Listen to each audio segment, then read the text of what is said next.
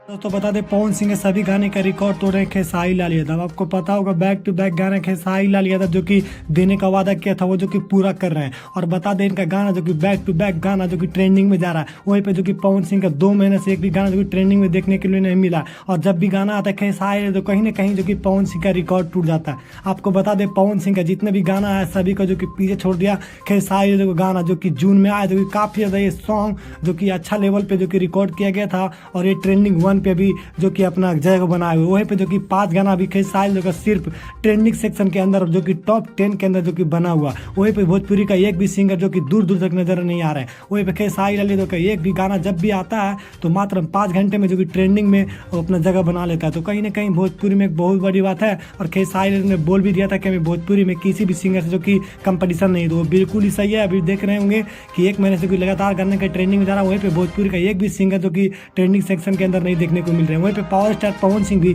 जो कि एक भी गाना जो कि इनका ट्रेंडिंग में नहीं जा रहा है। बस सिर्फ इनके जो लोग हैं वो खेसारी लाल को गलत दिखा रहे हैं, पर खेसारी लाल को इससे कुछ नहीं फर्क पड़ने वाला है। अपने सिर्फ खेसारी लाल से अपने कार पर फोकस देते हैं। तो चलिए फिर मिलते हैं अगले वीडियो में इसी तरह के साथ। तब तक के लिए हमारे चैनल पर बने। तभी जय हिंद जय भोजपुरी।